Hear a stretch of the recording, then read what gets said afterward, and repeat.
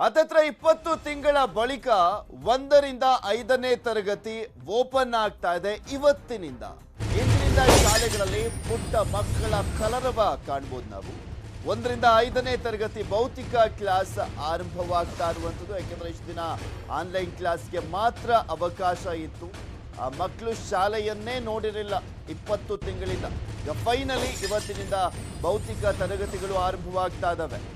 ಮಧ್ಯಾಹ್ನದವರೆಗೆ ಮಾತ್ರ 1ರಿಂದ 5ನೇ ತರಗತಿಗಳಲ್ಲಿ ಪಾಠವನ್ನ ಮಾಡಲಾಗುತ್ತೆ 1 ವಾರಗಳ ಕಾಲ. ಮಕ್ಕಳ ಸ್ವಾಗತಕ್ಕೆ ಶಿಕ್ಷಣ ಇಲಾಖೆ ಸಿದ್ಧತೆಯನ್ನ ಪೂರ್ಣ ಮಾಡಿರುವಂಥದ್ದು.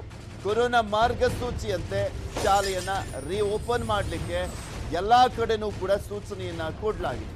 50% ಹಾಜರಾತಿಯಲ್ಲಿ ತರಗತಿಗೆ ಅವಕಾಶವನ್ನ ನೀಡಲಾಗಿದೆ. ಇಲ್ಲಾಂದ್ರೆ ಒಂದು ಟೀಮ್ ಅನ್ನ ರಚನೆ ಮಾಡ್ಕೊಳ್ಳಿ ಅಂತಲೂ ಕೂಡ ಸೂಚನೆ ಕೊಟ್ಟಿರುವಂಥದ್ದು. ಅಂದ್ರೆ 15 ಜನನೋ ಅಥವಾ 20 ಜನನೋ ಒಂದೊಂದು ತಂಡವನ್ನ ಮಾಡಿಬಿಟ್ಟು ಪಾಠವನ್ನ ಮಾಡಿ ಅಂತ ಸೂಚನೆ ಕೊಟ್ಟಿದ್ದಾರೆ. ಶನಿವಾರ ಭಾನುವಾರ ಕೊಠಡಿಗಳ ಸ್ಯಾನಿಟೈಸ್ ಅನ್ನ ಮಾಡ್ಲಿಕ್ಕೋಸ್ಕರ ಆ 2 ದಿನಗಳ ಕಾಲ ರಜೆಯನ್ನ ಘೋಷಣೆ ಮಾಡಲಾಗಿದೆ. ಮಕ್ಕಳ ಪೋಷಕರ ಅನುಮತಿ ಪತ್ರ ಅಂತೂ ಕಡ್ಡಾಯ. ಯಾವುದೇ ಮಕ್ಕಳು 1 to 5 ಈಗ ಬರಬೇಕು ಅಂದ್ರೆ ಫಸ್ಟ್ ಪೋಷಕರ ಅನುಮತಿ ಅಂತೂ ಕಡ್ಡಾಯ.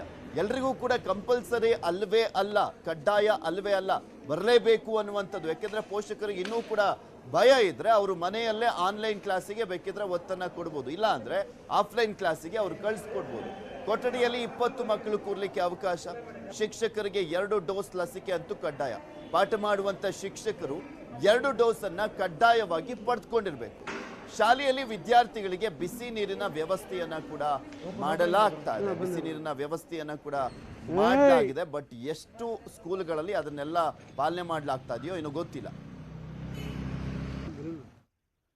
ಬೆಂಗಳೂರು ಶಾಲೆಗಳಲ್ಲೂ ಕೂಡ ಸಕಲ ತಯಾರಿಯನ್ನ ಮಾಡಿಕೊಳ್ಳಲಾಗಿದೆ. ಇತ್ತ ಮಲ್ಲೇಶ್ವರದ BES ಶಾಲೆಯಲ್ಲಿ ಸಂಭ್ರಮ ಮನೆ ಮಾಡಿದ್ದು ಬಲೂನು, ರಂಗೋಲಿ, ತೋರಣವನ್ನ ಕಟ್ಟಿ ಪುಟಾಣಿಗಳಿಗೆ ಸ್ವಾಗತಿಸ್ತಾ ಇದ್ದಾರೆ. ಈ ಬಗ್ಗೆ ನಮ್ಮ ಪ್ರತಿನಿಧಿ ಆಶಿಕ್ ಅಲ್ಲಿ ಪ್ರತ್ಯಕ್ಷ ವರದಿಯನ್ನ ನೀಡಿದ್ದಾರೆ, ನೋಡ್ಕೊಂಬರೋಣ. ಸುಮಾರು 20 ತಿಂಗಳ ಬಳಿಕ ಇವತ್ತು ಪ್ರಾಥಮಿಕ ಶಾಲೆಗಳು ಓಪನ್ ಆಗ್ತಾ ಇದೆ. ತಜ್ಞರ ಅಭಿಪ್ರಾಯವನ್ನ ಸಂಗ್ರಹಣ ಮಾಡಿ ಶಿಕ್ಷಣ ಸಚಿವರಾಗಿರುವಂತಹ BC ನಾಗೇಶ್ ಅವರು 25ನೇ ತಾರೀಕಿಗೆ ಶಾಲೆ ಓಪನ್ ಮಾಡ್ತೀವಿ, ಸುಮಾರು 20 ತಿಂಗಳ ಬಳಿಕ ಶಾಲೆಗಳು ಇವತ್ತು ಓಪನ್ ಆಗ್ತದೆ. ಸದ್ಯಕ್ಕೆ ನಾನು ಮಲ್ಲೇಶ್ವರದ BES ಅಂದ್ರೆ ಬ್ಯಾಂಗ್ಳೂರ್ ಸೊಸೈಟಿ ಎಜುಕೇಶನ್ ಸೊಸೈಟಿ ಶಾಲೆಯಲ್ಲಿ ಇದ್ದೀನಿ. ಅಲ್ಲಿನ ವಾತಾವರಣ ಹೇಗಿದೆ ಅಂತ ಕೂಡ ನಿಮಗೆ ವಿವರಿಸ್ತಾ ಹೋಗ್ತೀನಿ. ಮಕ್ಕಳು 20 ತಿಂಗಳ ಕಾಲ ಏನು ಕೊರೋನಾ ಕಾಲದಲ್ಲಿ ಬಹಳಷ್ಟು ಆ ಶಾಲೆಯಿಂದ ಹೊರಗಡೆ ಇದ್ರು, ಮಾನಸಿಕವಾಗಿ ಸಿಕ್ಕಾಪಟ್ಟೆ ಖಿನ್ನತೆಯನ್ನು ಏನು ಅನುಭವಿಸಿದ್ದಾರೆ. ಈ ಬಗ್ಗೆ ಈಗಾಗಲೇ ತಜ್ಞರು ಕೂಡ ತಮ್ಮ ಅಭಿಪ್ರಾಯವನ್ನು ಕೂಡ ವ್ಯಕ್ತಪಡಿಸಿದ್ದಾರೆ. ಈ ಹಿನ್ನೆಲೆಯಲ್ಲಿ ಈ ಒಂದು ಶಾಲೆಯಲ್ಲಿ ಹಸಿರು ತೋರಣಗಳನ್ನು ಕಟ್ಟುವ ಮೂಲಕ ರಂಗೋಲಿಗಳನ್ನು ಬಿಡಿಸಿ ಮಕ್ಕಳನ್ನ ಪುಟಾಣಿಗಳನ್ನು ವೆಲ್ಕಮ್ ಮಾಡೋದಕ್ಕೆ ಇಲ್ಲಿ ಸಕಲ ರೀತಿಯಲ್ಲಿ ಸಿದ್ಧತೆಯನ್ನ ಮಾಡಿಕೊಂಡಿರುವಂಥದ್ದು. ಇನ್ನು ಕೊರೋನಾ ಇರುವ ಕಾರಣಕ್ಕೆ ಸಾಮಾಜಿಕ ಅಂತರವನ್ನು ಕಾಪಾಡಿಕೊಳ್ಳೋದಕ್ಕೆ ಬಾಕ್ಸ್ ಅನ್ನ ಕೂಡ ಇಲ್ಲಿ ಹಾಕಿರುವಂಥದ್ದು. ಇನ್ನು ದೃಶ್ಯಗಳಲ್ಲೂ ಕೂಡ ನೋಡ್ತಾ ಇದ್ದೀವಿ ಶಿಕ್ಷಕರು ಯಾವ ರೀತಿಯಾಗಿ ಮಕ್ಕಳನ್ನ ವೆಲ್ಕಮ್ ಮಾಡೋದಕ್ಕೆ ಒಂದು ಹಬ್ಬದ ಒಂದು ವಾತಾವರಣ ಇಲ್ಲಿ ಸೃಷ್ಟಿ ಮಾಡ್ತಿದ್ದಾರೆ. ಬಲೂನ್ಗಳನ್ನ ಕಟ್ಟಿ ಪುಟಾಣಿಗಳನ್ನ ವೆಲ್ಕಮ್ ಮಾಡೋದಕ್ಕೆ ಈ ಶಿಕ್ಷಕರು ಕೂಡ ತುಂಬಾ ಉತ್ಸುಕರಾಗಿರುವಂತ ನಾವು ದೃಶ್ಯದಲ್ಲಿ ನೋಡ್ತಾ ಇದ್ದೀವಿ. ಅವ್ರನ್ನೇ ಮಾತಾಡಿಸುವಂತ ಪ್ರಯತ್ನವನ್ನು ಮಾಡ್ತೀವಿ, ಹೇಗಿದೆ ವಾತಾವರಣ ಅಂತ. ಮೇಡಮ್, ಇವತ್ತಿಂದ ಮಕ್ಕಳು ಸ್ಕೂಲ್ಗೆ ಬರ್ತಿದ್ದಾರೆ, ಏನ್ ಅನ್ನಿಸ್ತಾ ಇದೆ ನಿಮ್ಗೆ? ಸರ್, ನಮ್ಗೆಲ್ಲ ಬಹಳ ಸಂತೋಷ ಆಗ್ತಿದೆ. ಅದಕ್ಕೆ ನಾವು ಮಕ್ಕಳಿಗೆ ರಿಸೀವ್ ಮಾಡೋದು, ವೆಲ್ಕಮ್ ಮಾಡೋದಕ್ಕೋಸ್ಕರ ಡೆಕೋರೇಷನ್ ಮಾಡ್ತಾ ಇದೀವಿ ಎಲ್ಲ ನಾವೀಗ. ಮತ್ತೆ ಅವ್ರಿಗೂ ಹೇಳಿದ್ವಿ ಪೇರೆಂಟ್ಸ್ ಜೊತೆಗೆ ಬರಬೇಕು, ಕನ್ಸರ್ನ್ ಲೆಟರ್ ತರಬೇಕು ಅಂತ. ಮಕ್ಕಳಿಗೆ ನಾವು ಸ್ಯಾನಿಟೈಸರ್ ಆಗಲಿ ಕ್ಲಾಸ್ ರೂಮಲ್ಲಿ ಹೇಗೆ ಅರೇಂಜ್ಮೆಂಟ್ ಮಾಡ್ಕೋಬೇಕು ಅಂತ ನಮಗೆ ಗೈಡ್ಲೈನ್ಸ್ ಬಂದಿದೆ. ಅದೇ ತರ ನಾವೆಲ್ಲ ರೆಡಿ ಮಾಡ್ಕೊಂಡಿದೀವಿ ಮಕ್ಕಳನ್ನ ವೆಲ್ಕಮ್ ಮಾಡೋದಕ್ಕೆ. ಅಲ್ಲಿ ತೋರಣ ಎಲ್ಲ ಕಟ್ಟಿದೀವಿ. ನಮ್ಮ ಹತ್ರ ಹಬ್ಬದ ಸಮಾರಂಭ ಇದ್ದಂಗಿದೆ ಇವತ್ತು. 20 ತಿಂಗಳ ಬಳಿಕ ನೀವು ಮಕ್ಕಳನ್ನ ವೆಲ್ಕಮ್ ಮಾಡಿಸ್ತಿದ್ದೀರಿ, ನಿಮ್ಗೆ ಏನ್ ಫೀಲ್ ಆಗ್ತದೆ? ಅವ್ರು ಪಾಠ ಮಾಡ್ಬೇಕು ಇವತ್ತು. ತುಂಬಾನೇ ಖುಷಿ ಆಗ್ತಾ ಇದೆ ಸರ್. ಇಷ್ಟು ದಿವಸ ಆದ್ಮೇಲೆ ಮಕ್ಕಳು ಬರ್ತಾ ಇದ್ದಾರೆ. ಸೊ ನಾವು ಟೀಚರ್ಸ್ ಎಲ್ಲ ತುಂಬಾ ಖುಷಿ ಆಗಿದ್ದೀವಿ, ಹ್ಯಾಪಿ ಆಗಿದ್ದೀವಿ. ಪುಟಾಣಿ ಮಕ್ಕಳಿಗೆ ಮನೆ ಒಂದು ಮೊದಲನೇ ಮನೆ, ಶಾಲೆ 2ನೇ ಮನೆ. ಈ ಮಕ್ಕಳಂದ್ರೆ ನಿಮಗೆ ಅವ್ರು ನಿಮ್ಮ ಮಕ್ಕಳು ತರನೇ ಫೀಲ್ ಮಾಡ್ಕೊಂಡು? ಖಂಡಿತ ಹೌದು ಸರ್, ಖಂಡಿತ. ನಾವು ತುಂಬಾ ಇಷ್ಟಪಡ್ತಾ ಇದೀವಿ. ತುಂಬಾ ಖುಷಿಯಿಂದ ಅವ್ರನ್ನ ಸ್ವಾಗತ ಮಾಡೋದಕ್ಕೆ ಎಲ್ಲಾ ರೀತಿಯ ತಯಾರಿನ ಮಾಡ್ಕೊಂಡಿದೀವಿ. ಬಲೂನ್ಸ್ ಅಂದ್ರೆ ಮಕ್ಕಳಿಗೆ ತುಂಬಾ ಇಷ್ಟ.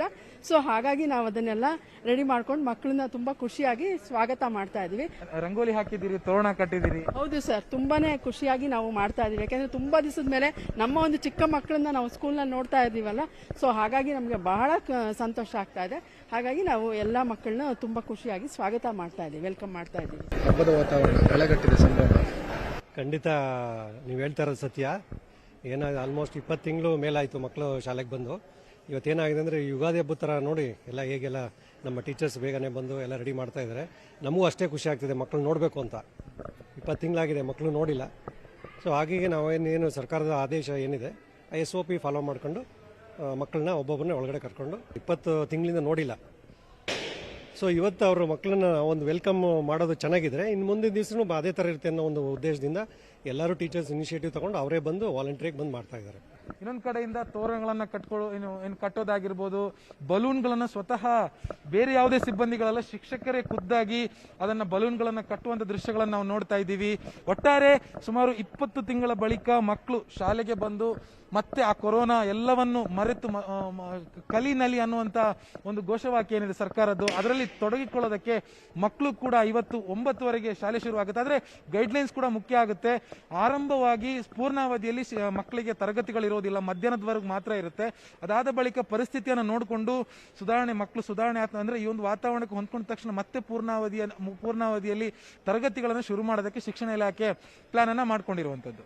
ಕ್ಯಾಮರಾ ಪರ್ಸನ್ ನೂರ್ ಜೊತೆ ಆಶಿಕ್ ಮುಲ್ಕಿ, ನ್ಯೂಸ್ 18 ಕನ್ನಡ, ಬೆಂಗಳೂರು. ಕೊಪ್ಪಳ ಜಿಲ್ಲೆಯಲ್ಲೂ ಕೂಡ